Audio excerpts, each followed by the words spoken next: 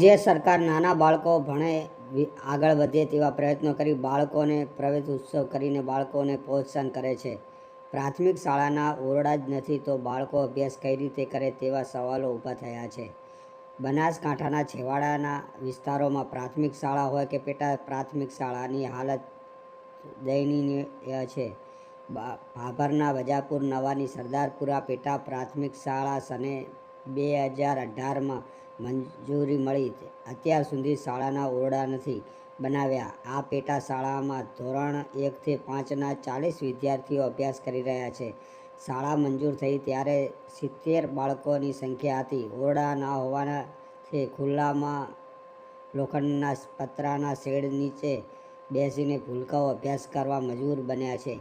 1 થી 5 ધોરણ વચ્ચે એક શિક્ષક. ઓરડાની અછતના કારણે વિદ્યાર્થીઓનું ભાવિ અંધકારમય બનતા વિદ્યાર્થીઓ ઉનાળામાં ગરમી ના લાગે, શિયાળાની ઋતુમાં કડકડતી ઠંડીમાં, ચોમાસામાં વરસાદથી બાળકો નિર્ભયથી અભ્યાસ કરી શકે તેની ચિંતા વિદ્યાર્થીઓના વાલીઓને થતાં વિદ્યાર્થીઓના વાલીઓએ સરદારપુરા પેટા પ્રાથમિક શાળામાંથી સટ્ટી કાઢી પોતાના બાળકોને વજાપુર નવા પ્રાથમિક શાળામાં દાખલ કરીને જે 5 કિલોમીટર દૂર અભ્યાસ કરવા માટે મોકલી રહ્યા છે. સરદારપુરા પેટા શાળામાં માત્ર 35 થી 40 વિદ્યાર્થીઓ જ અભ્યાસ કરી રહ્યા છે.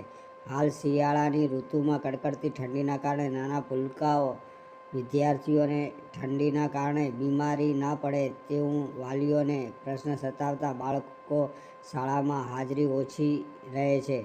શાળામાં ટોયલેટની વ્યવસ્થા છે.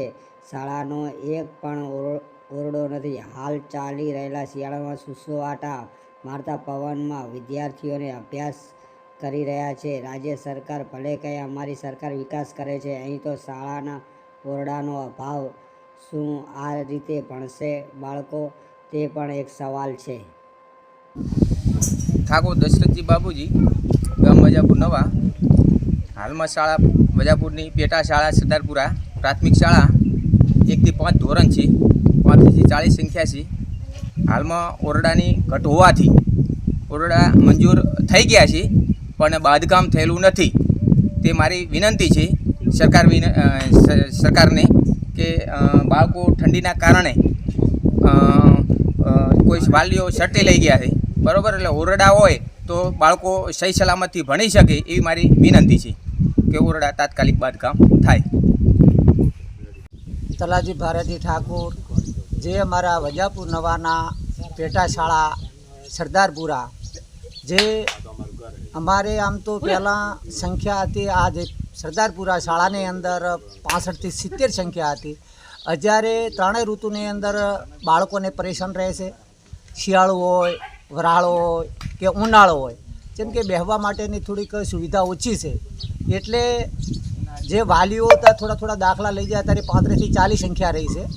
તો અમારે સરકારશ્રીને એવી વિનંતી છે કે તાત્કાલિક જે ઓરડા મંજૂર થયા હોય તો બાંધકામ કરે અને દરેક બાળકો થોડાક શિક્ષણ મેળવી શકે એવી અમારી સરકાર આગળ વિનંતી છે.